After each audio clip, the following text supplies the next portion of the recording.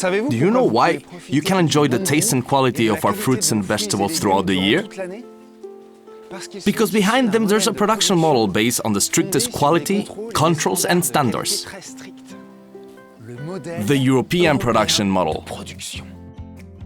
Food safety, sustainability, respect to the environment, traceability. There are some of the pillars of this production model that guarantee that only the best products arrive at your table. But how are fruits and vegetables produced to feed the whole Europe in a healthy and affordable way? Within this model, there are two production methods: open air, in the open field, and in greenhouse, like this one, in which we find ourselves, and that reproduces the condition of nature optimally. Do you want to discover how they work? Let's go deeper into the subject. The method of producing fruits and vegetables on open air, it is based on the use of respectful techniques with the environment, the responsible use of natural resources, and the protection and conservation of the soil, as well as the reduction of the use of phytosanitary products, highlighting crops such as apple in Poland and watermelon and melon in Greece and Spain. Surely you ask yourself, and what about the production here in the greenhouse? In Europe, there are different types of greenhouses, depending on the climatic conditions of each region. Some need to use glass structures and use artificial lighting to compensate for the fewer hours of sunlight.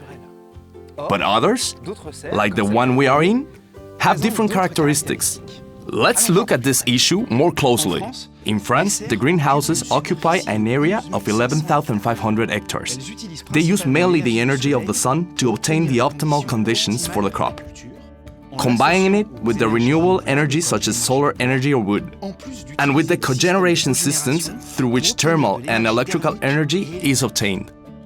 In addition, the CO2 released during this process is used by plants to perform photosynthesis.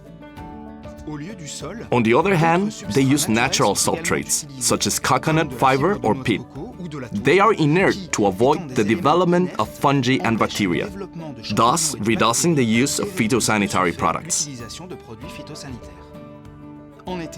During the summer, white canvases are laid on the ground to recover the sunlight and reflect it, being especially useful in winter when we have less sun hours.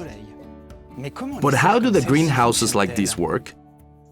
Everything starts with the sunlight that passes through the cover of the greenhouse, being trapped inside the structure, and by heating the ambient air until reaching an optimum temperature for cultivation.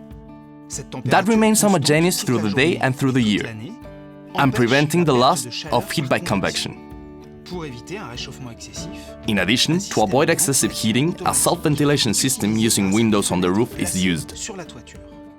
On the other hand, the water vapor released by the plants and the high temperatures generated inside the greenhouse give rise to a high humidity, which creates a unique microclimate that favors the growth of plants.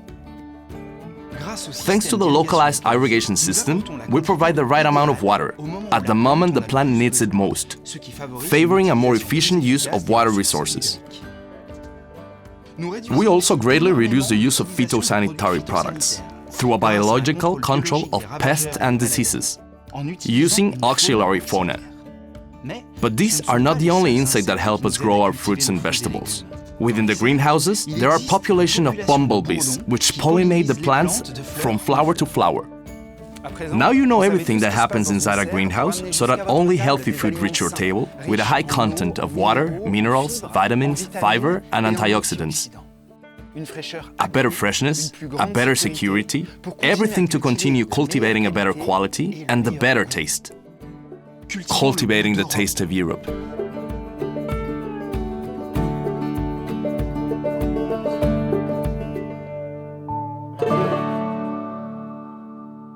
Enjoy, it's from Europe.